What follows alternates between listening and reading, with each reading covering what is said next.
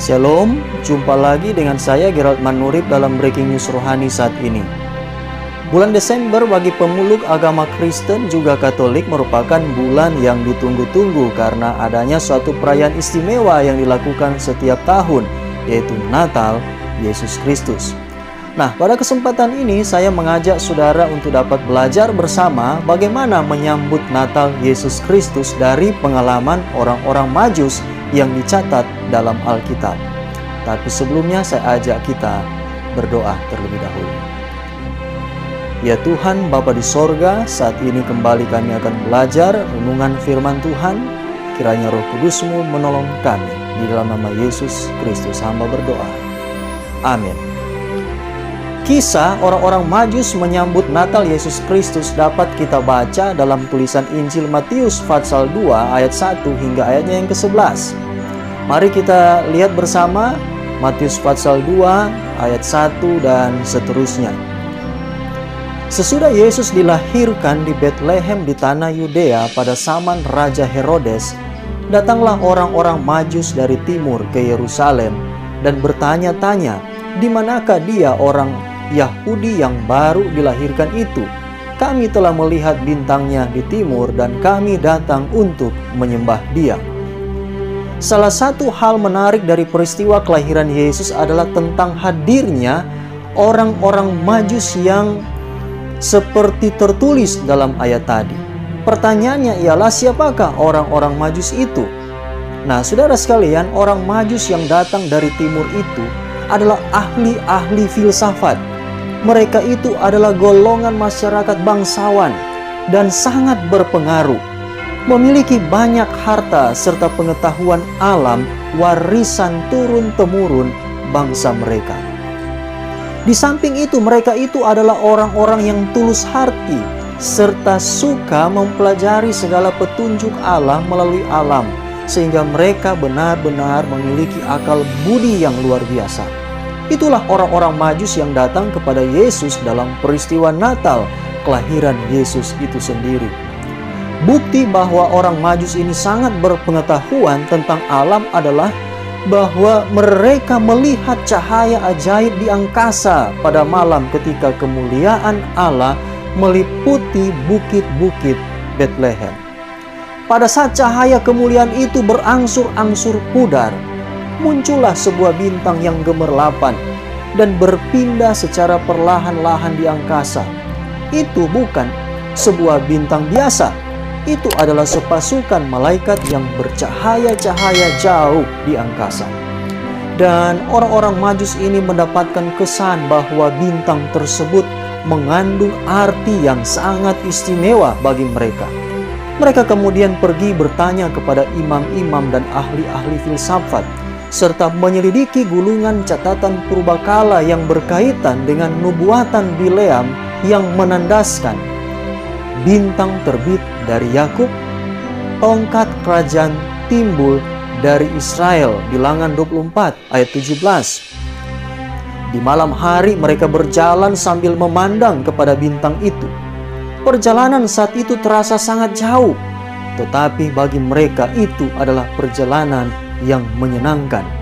Mereka pun tiba di Israel, menuruni Bukit Zaitun. Yerusalem telah jelas kelihatan.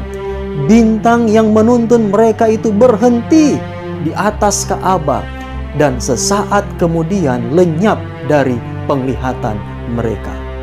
Saat itu mereka coba bertanya kepada orang-orang yang ada di sekitar Ka'bah, tetapi tidak ada seorang pun yang mengetahui. Mereka bertanya kepada imam-imam yang hanya mengulang-ulang tradisi-tradisi sementara mereka juga tidak mengetahui apa-apa. Kehadiran orang Majus di Yerusalem saat itu telah membuat kegegeran di kalangan penduduk yang selanjutnya sampai ke istana Herodes. Matius pasal 2 ayat 3-4 menuliskan, ketika Raja Herodes mendengar hal itu, terkejutlah ia beserta seluruh Yerusalem. Maka dikumpulkannya semua imam kepala dan ahli Taurat bangsa Yahudi. Lalu dimintanya keterangan dari mereka di mana Mesias akan dilahirkan. Ayat 5 dan 6, mereka berkata kepadanya, di Betlehem di tanah Yudea, karena demikianlah ada tertulis dalam kitab Nabi. Dan engkau Betlehem tanah Yudea, engkau sekali-kali bukanlah yang terkecil di antara mereka yang memerintah Yehuda, karena daripada mula akan bangkit seorang pemimpin yang akan menggembalakan umatku Israel. Sebelum datangnya orang Majus di Yerusalem, peristiwa munculnya bintang di padang sempat juga disampaikan oleh para gembala, tetapi hal itu tidak dihiraukan oleh imam-imam dan tua-tua Yerusalem. Tetapi ketika orang-orang Majus yang datang dari negeri jauh ini bertanya tentang lahirnya Sang Mesias ini, hal ini menarik perhatian mereka. Pertanyaan, di mana raja orang Yahudi yang dilahirkan itu? Tanya mereka. Kami telah melihat bintangnya di timur dan kami datang untuk menyembah Dia. Kita lanjut pada ayat 7 dan 8. Lalu dengan diam-diam Herodes memanggil orang-orang Majus itu dan dengan teliti bertanya kepada mereka, bila mana bintang itu nampak. Kemudian ia menyuruh mereka ke Betlehem, katanya, pergi dan selidikilah dengan saksama hal-hal mengenai anak itu. Dan segera sesudah kamu menemukan dia, kabarkanlah kepadaku supaya aku pun datang menyembah dia. Ayat 9 dan 10. Setelah mendengar kata-kata raja itu, berangkatlah mereka, dan lihatlah bintang yang mereka lihat di timur itu mendahului mereka hingga tiba dan berhenti di atas tempat di mana anak itu berada. Ketika mereka melihat bintang itu, sangat bersukacitalah mereka. Saudara sekalian, karena tidak ada seorang pun yang tahu, orang-orang Majus itu berangkat sendiri keluar Yerusalem. Pada malam hari, kembali hati mereka penuh dengan sukacita, karena mereka melihat bintang itu, di mana mereka ditujukan ke Betlehem.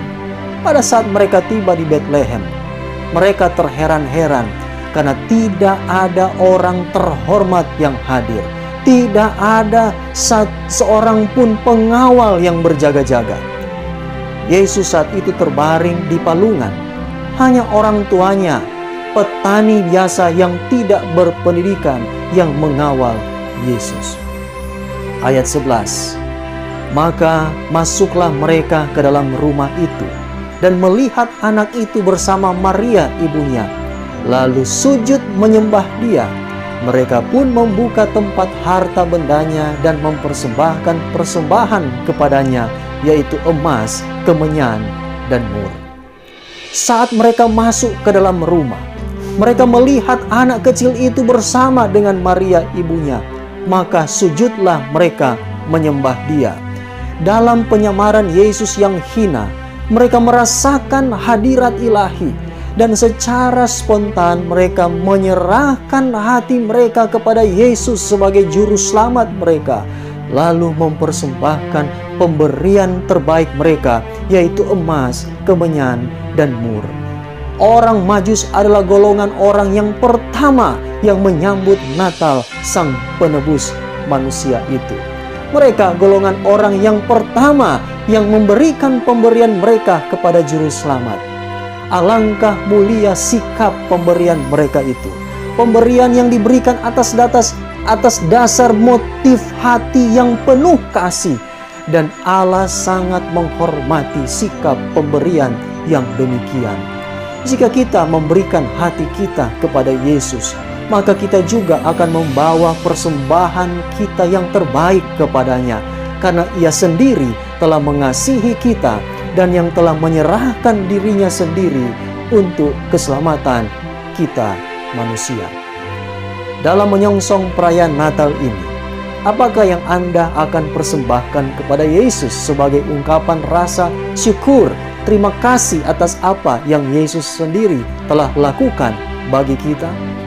Marilah kita menyerahkan hati kita sepenuhnya kepada Yesus untuk dikendalikan oleh-Nya, agar dalam suasana Natal ini kita pun dapat memiliki rasa sukacita yang besar karena Yesus pernah lahir di dunia ini dan Yesus pun akan terus lahir di hati kita setiap hari. Tuhan Yesus memberkati kita sekalian. Selamat Natal dan selamat menyongsong tahun yang baru. Mari kita berdoa. Ya Tuhan Bapa di sorga, terima kasih dengan pekabaran firman pada saat ini yang boleh kami pelajari. Biarlah kami akan terus bersyukur, bersukacita oleh karena Yesus selalu hadir di hati kami setiap saat. Di dalam nama Yesus Kristus hamba berdoa. Amin. Terima kasih. Shalom. Sampai jumpa lagi.